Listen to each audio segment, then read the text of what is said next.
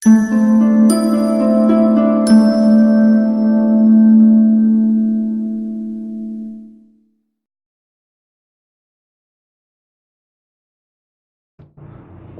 muy buenas. Estamos en el primer módulo conmigo que vamos a llevar a cabo, que es el tema de la propiedad, formas de adquirir la propiedad. En este módulo les voy a tratar de transmitir la forma en la que ustedes deben de cuidar a su cliente, a cómo deben adquirir una propiedad de la manera adecuada, sin tener un riesgo para el que compra, así como tampoco tener un riesgo para el que vende.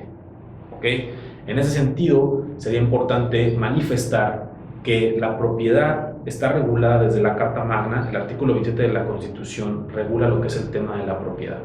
En ese sentido, sería importante que ustedes revisaran, leyeran este artículo para que identificaran qué es la propiedad y en cuántos tipos de propiedad se divide el territorio. La ley nos marca que van a existir propiedades públicas, privadas y sociales. Las que nosotros vamos a enfocar son a las propiedades privadas. Sin embargo, para hacer una referencia, mencionar que la propiedad pública va a ser aquella la que el Estado ocupa para guardar sus propios fines. También la que se usa como de derecho común, es decir, playas, parques. Y la tercer tipo de propiedad que tiene el Estado va a ser aquella que va a transmitir a los particulares para que se forme precisamente esta propiedad privada, en la cual existen diversas instituciones como SEDATUS, como la GEPRO, dentro del estado de Quintana Roo, que van a ser las encargadas de transmitir a los particulares esa propiedad que primeramente fue pública y que ahora va a pasar a propiedad privada. Tratando de la propiedad social, estamos dando cuenta que son los ejidos. Los ejidos también es muy importante manifestar que dentro del estado de Quintana Roo existen diversas cantidades de ejidos. Ustedes como asesores inmobiliarios han estado inmiscuidos en muchos de ellos. Es importante hacer mención que los ejidos, mientras sean ejido, no se pueden transmitir la propiedad. Tendremos que esperar a que este ejido se desincorpore o que esta propiedad se desincorpore al ejido para que pueda ser transmitida a los particulares. ¿Ok? Entonces, en este cúmulo de ideas me voy a enfocar únicamente al tema de la propiedad privada y la forma en la que lo transmitimos. En ese sentido, es importante hacer mención que el artículo 1878 del Código Civil del Estado de Quintana Roo manifiesta que solo existen 7 formas de adquirir la propiedad. Aquí vale hacer una distinción. El artículo nos habla de la propiedad de los bienes, hablando de que existen bienes muebles y bienes inmuebles. Es importante mencionar que nosotros vamos a enfocar únicamente a los bienes inmuebles. Y este artículo referente a los bienes inmuebles nos dice que solo la usucapio, los contratos traslativos de dominio, la herencia y la donación son las formas válidas para transmitir la propiedad. Hablando de los contratos traslativos de dominio, solo serán aquellos que se refieren a la compraventa, la permuta, la renta vitalicia y la donación una vez más. Estos 4 contratos relativos de dominio son los que nos llevan a cabo a las formas de cómo adquiriremos la propiedad. Vamos a hacer mención de cada uno de ellos, esperando poder ser concisos y que sea una forma clara, ustedes lo puedan entender. Platicaremos de los contratos relativos de dominio. ¿Qué son los contratos relativos de dominio? Son aquellos acuerdos de voluntades en los cuales una persona decide transmitir a otra el dominio y la posesión de un bien. Ojo aquí, yo ocupé una palabra muy importante para nosotros, la posesión. Por favor les pido que nunca se confunda propiedad con posesión. Voy a hacer un parteaguas en este momento y voy a hablar de la posesión. La posesión es sumamente importante en el tema de la propiedad y en el tema del desarrollo inmobiliario. ¿Por qué? Porque existe un principio general del derecho que te dice posesión presume propiedad, es decir, nosotros siempre vamos a creer que la persona que tenga en su posesión un bien va a ser el propietario. Sin embargo, es una simple suposición, porque lo que nos va a dar la propiedad van a ser aquellos documentos, títulos de propiedad o escrituras públicas inscritas en el registro público de la propiedad. En este sentido, existen 3 diferentes tipos de posesión para que podamos entenderlas: la posesión originaria, la posesión derivada y la posesión por detentador subordinado. ¿Cuáles son estas tres tipos de posesiones? La originaria, define la ley, va a ser aquella que yo tengo con el carácter de propietario, sin serlo, pero que tiendo o que voy a tratar de convertirme en un propietario a través de la usucapión. La segunda, la posesión derivada, va a ser aquella que me es otorgada por el propio propietario. El ejemplo, un contrato de arrendamiento. Cuando yo recibo la posesión derivada de un contrato a la cual el propietario mismo me la otorgó, esta posesión nunca va a poder convertirse en una detentadora de propiedad. Nunca me va a poder transmitir la propiedad de esta posesión. Y el último tipo de posesión es la que tenemos o la que llamamos por detentador subordinado. Ejemplo, un trabajador al cual yo le dejo a cuidar mi casa. Es una posesión que él tiene, de facto sí, la tiene en ese momento, sin embargo, él no busca otra cosa más que cumplir con una orden que yo como patrón le di. Por eso se llama detentador subordinado. ¿Ok?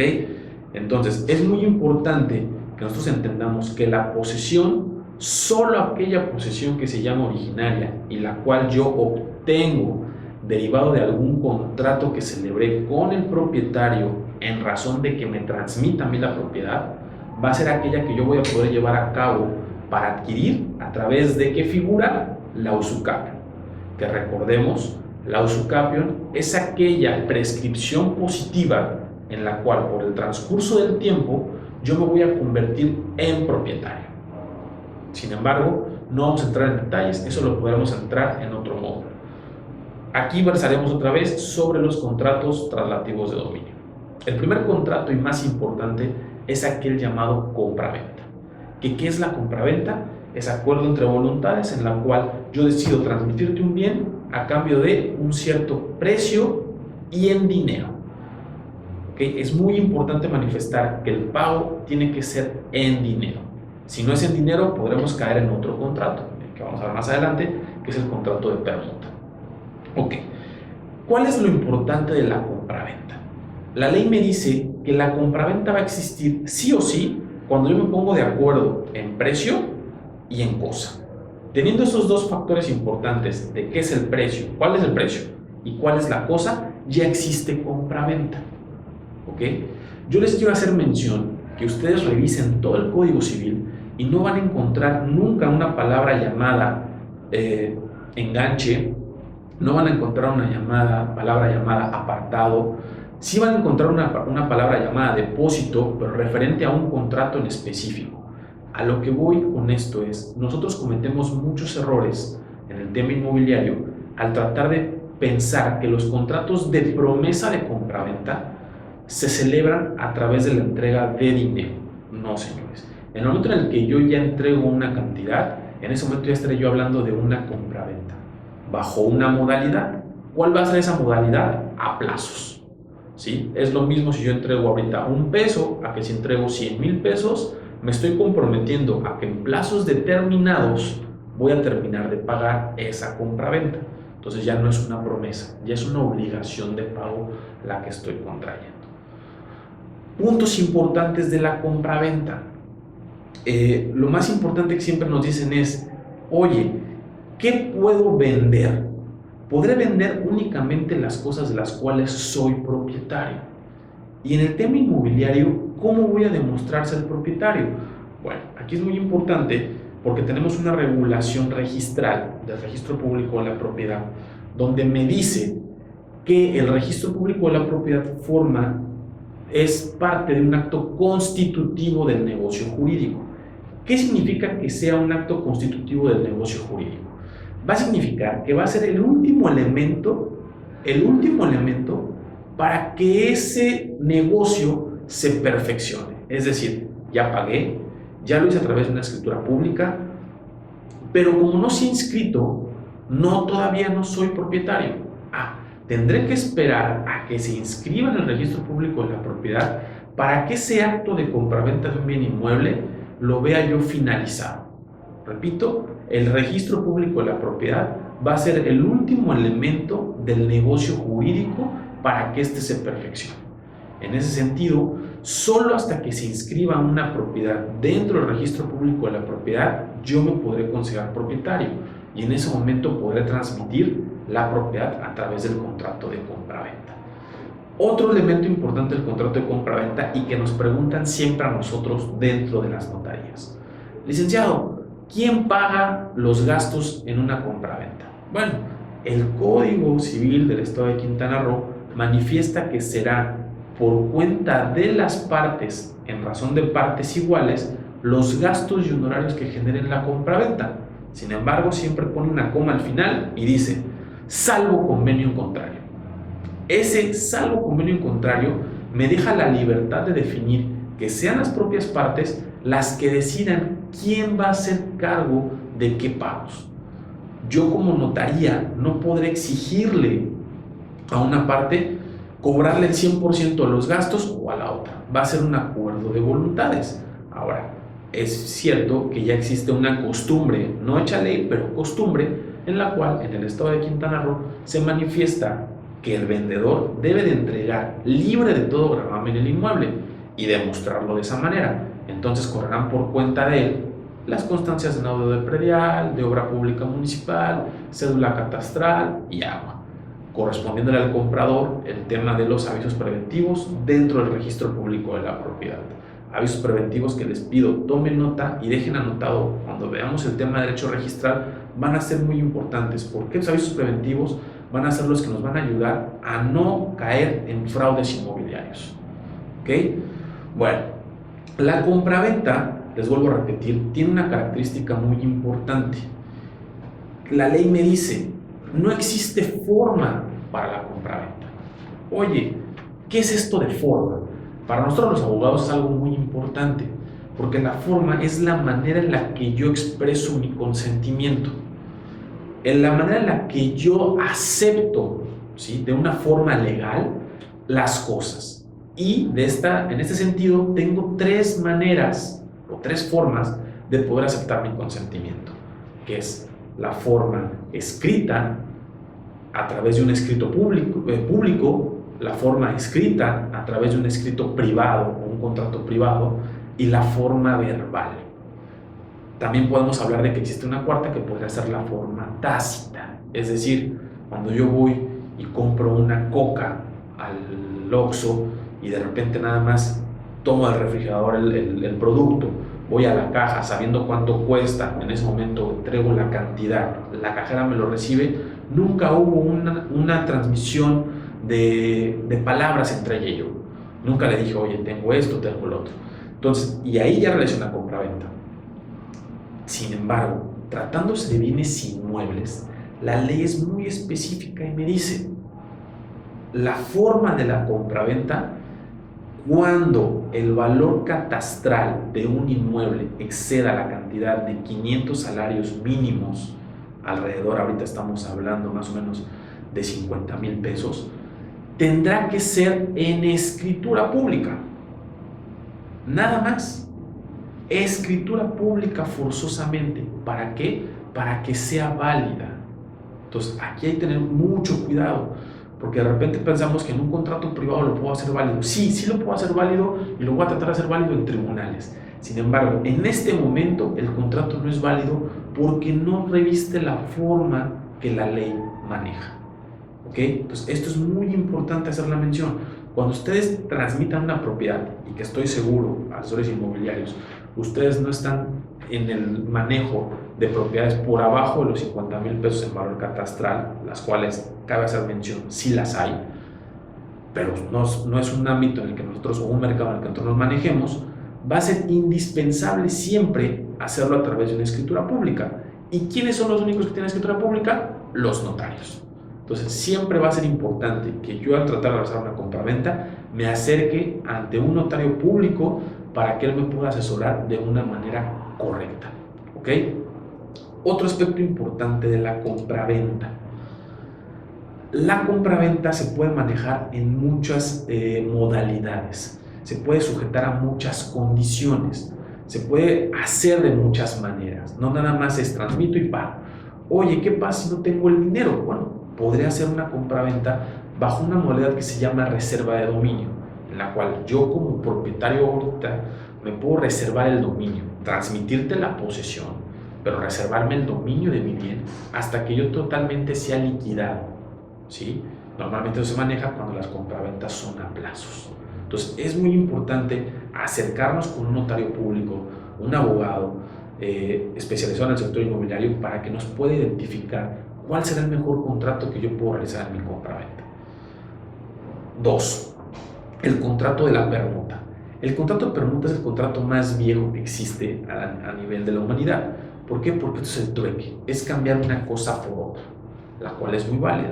Yo puedo tener un departamento en algún estado de la República y lo quiero cambiar a lo mejor por un departamento en Playa del Carmen con una persona que quiere cambiarse también a mi ciudad, donde yo soy o donde yo radico por el momento. Ese contrato es válido. No tiene que haber una entrega de cantidades en ese momento. Oye, ¿sabes qué? Yo te transmito mi propiedad y ¿con qué te pago? Con otra propiedad. Entonces, son contratos totalmente válidos o yo te pago a través de un coche.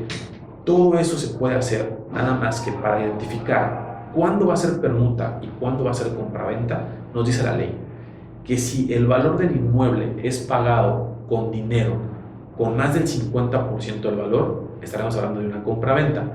Si el valor del inmueble se está pagando menos del 50% con dinero y lo demás con algún bien, estaremos ante una permuta. Entonces, también hay que tener en cuenta que estos contratos son válidos. Ojo aquí, y algo que nos pasó hace poco dentro del ámbito laboral, con las llamadas criptomonedas. Las criptomonedas están reguladas ahorita por una nueva ley, hay que revisar el contenido de esa ley, donde cual nos piden ciertos requisitos para que nosotros podamos pagar a través de esas criptomonedas y no caer en el tema del lavado de dinero.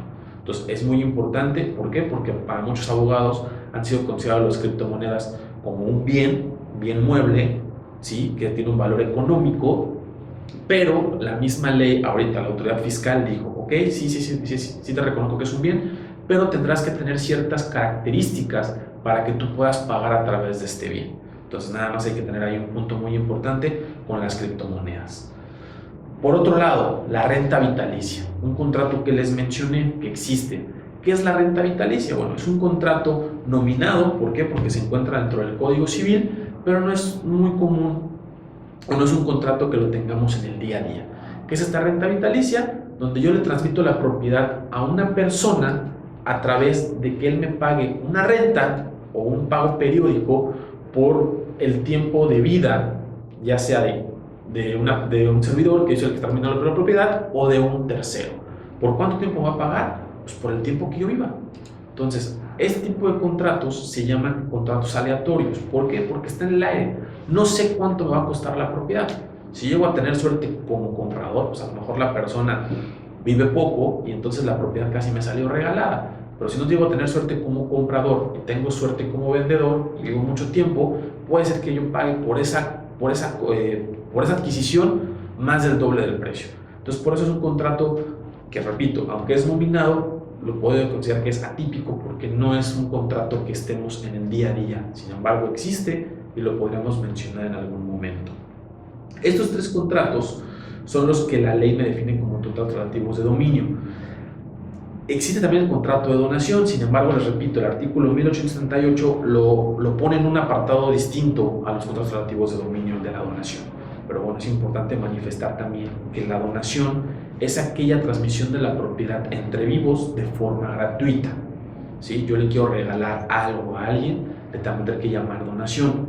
Los bienes inmuebles se van a transmitir a través de donación, siempre y cuando sea un regalo. Ahora, aquí nada más hay que tener un punto importante, vuelvo a lo mismo, siempre que nosotros estemos ante esta situación, acercarnos con los notarios por el tema de los impuestos, que nos puedan explicar qué impuestos pagaré. ¿Por qué? Porque las donaciones, al ser un regalo, yo desprenderme de un bien para transmitírselo a otra persona, le estoy generando una carga fiscal a esa persona, que tendrán sus excepciones, llamando a los padres e hijos, entre los esposos, tendrán sus excepciones, a lo mejor no se pagarán impuestos. Sin embargo, tendré que llevar con un experto en esta materia para que me pueda explicar qué impuestos tendré que pagar al momento de donar y qué impuestos tendrá que pagar la persona que lo recibe. o si voy libre de impuestos, dependiendo a quién se lo esté yo donando en este momento.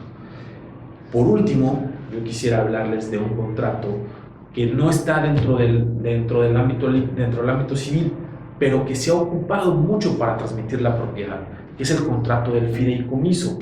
Ese fideicomiso está regulado en la Ley General de Títulos y Operaciones de Crédito. Ahí está regulado el fideicomiso.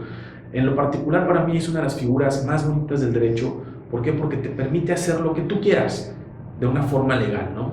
Entonces, siempre es importante manifestar que el fideicomiso no está enfocado al tema de adquisición de bienes inmuebles, no está enfocado a eso. El fideicomiso es para muchas otras cosas. Vemos nosotros también que existen fideicomisos públicos, ¿no? Donde el gobierno a cierto sector de la población destina recursos para poderlos ayudar. Sin embargo, nosotros nos encontramos dentro de algo llamado zona restringida. ¿Qué es la zona restringida? El mismo artículo 27 constitucional del que platicamos al inicio nos marca que de la frontera hacia adentro de nuestro territorio nacional, 100 kilómetros van a ser zona restringida. Nosotros no estamos aquí, no estamos en frontera, en Playa del Carmen. Sin embargo, sí tenemos playa y nos dice que donde toca el mar hacia adentro, 50 kilómetros estaremos hablando de zona restringida. ¿Y qué vuelvo a repetir? Que esta zona restringida va a ser la limitante que tienen los extranjeros, ojo, limitante que tienen los extranjeros para adquirir propiedad. Aquí quiero hacer mención de esto. ¿Un extranjero puede adquirir propiedad? Sí, libremente sí. Tendrá que pedir un permiso a Secretaría de Relaciones Exteriores y Relaciones Exteriores le autorizará si adquiere o no la propiedad, pero él puede ser propietario sin ser mexicano, siendo extranjero como tal. Pero un extranjero puede adquirir propiedad dentro de zona restringida, no. En este sentido, se ha ocupado mucho la figura del fideicomiso, que para mí es la única figura cero riesgos y legal que le permitirá al extranjero poder adquirir su propiedad. Hay que tener mucho cuidado con aquellas personas que nos incitan al extranjero a crear empresas para que a través de esas empresas se adquieran las propiedades y en ese momento poder excluirnos del fideicomiso. No, amigos. Yo les recomiendo 100% la creación del fideicomiso y ahorita platicaremos por qué. Ok. El fideicomiso de zona restringida, les repito, es aquella que se hace para extranjeros, para que un extranjero pueda adquirir esa propiedad. Como tal, no va a ser adquirir él. Él va a recibir los beneficios de esa propiedad. ¿Ok? En un fideicomiso vamos a tener siempre a 3 personas: un fideicomitente, un fiduciario y un fideicomisario. El fideicomitente va a ser esa persona que adquiere. Si lo queremos pasar el fideicomiso a un tema de compraventa, el fideicomitente va a ser el vendedor. El fiduciario, forzosamente, porque así lo marca la ley, tendrá que ser una institución de crédito. En este momento, dejémoslo en bancos. Un banco tendrá que ser fiduciario. Y el fideicomisario va a ser aquella persona que recibe los beneficios de la propiedad. Dentro de los contratos de fideicomiso en zona restringida, si ustedes pueden revisar alguno, van a encontrar que está permitido que la persona que es el fideicomisario den renta al bien inmueble y reciba él los frutos de esa renta de la propiedad. Entonces, dentro de todo, el fideicomiso es la mejor opción para un extranjero para poder adquirir derechos como propietario dentro de la zona restringida. Ahora bien, es muy importante en ese sentido hacer mención que sí es cierto que se tiene que pagar una administración al banco, pero él va a ser el encargado de todo esto. Hace rato les comenté que existen personas que te dicen: oye, ¿sabes qué? Evítate el fideicomiso, crea una persona moral y que esta persona moral adquiera por ti la propiedad. Y en ese momento tú ya te conviertes en propietario. Ojo, amigos, tengan mucho cuidado con esto. ¿Por qué? Porque yo al crear una persona moral le estoy dando vida a otra persona dentro del derecho. Estoy creando una persona que va a tener obligaciones, más que nada fiscales, en el tema de ante el SAT. Esto es muy importante. ¿Por qué? Porque no le explican o no terminan de explicar al extranjero que tú no te conviertes en un propietario como tal, sino te conviertes en un socio de tu empresa. Y la empresa va a tener obligaciones ante el SAT. Muchas veces les he mencionado, hagan un balance de cuánto te cuesta o cuánto les puede costar el fideicomiso en el tema administrativo, a cuánto te cuesta mantener una empresa en el tema fiscal y en el pago de impuestos, y a veces la balanza se inclina a que el fideicomiso es mucho más barato que la creación de empresas. Entonces tengan mucho cuidado con eso. ¿Ok? Esos son los contratos con los cuales yo puedo adquirir propiedad. Ahora, al principio de la plática les mencioné que también existe la herencia y también existe la usucapión. ¿Qué es la usucapión? La usucapión es aquella forma de adquirir la propiedad a través del transcurso del tiempo. De una manera, nos piden que va a tener 3 elementos, de una manera pacífica, continua y a título de propietario. ¿Sí? Recuerdan que por ahí les mencioné, dentro del tema de las posesiones, que existe la posesión originaria. Esta posesión originaria va a ser la que se convierte a título de propietario. Aquí es importante, en la opinión muy particular de un servidor, decirles que para mí solo existe la usucapión por buena fe. La usucapión por mala fe va a ser muy difícil de acreditar, aquella en la cual te dicen de repente las personas, es que Lick, yo vi que la casa estaba abandonada y me metí y ya tengo habitando por más de 15 años. Sí, pero ¿cómo te metiste? O sea, ¿entraste de qué manera? De una manera ilegal, cometiste un delito. Entonces ahí hay una complicación muy diferente a aquella usucapión en la cual digo, yo hice un contrato con una persona de compraventa, el cual el contrato aquí está, nunca lo formalizamos por un error, por un desconocimiento de la ley, pero yo siempre me he manejado como propietario, tengo la propiedad continua, ahí sí podré yo llegar al tema de la usucapión.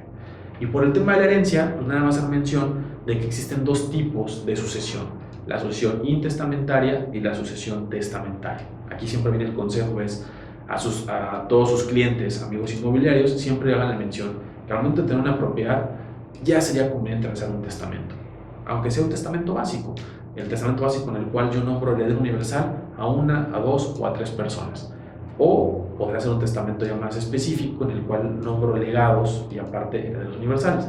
Todo esto lo tendré que hacer con la ayuda de un notario, porque los notarios son las únicas personas capacitadas y acreditadas por la ley para poder realizar a cabo un testamento.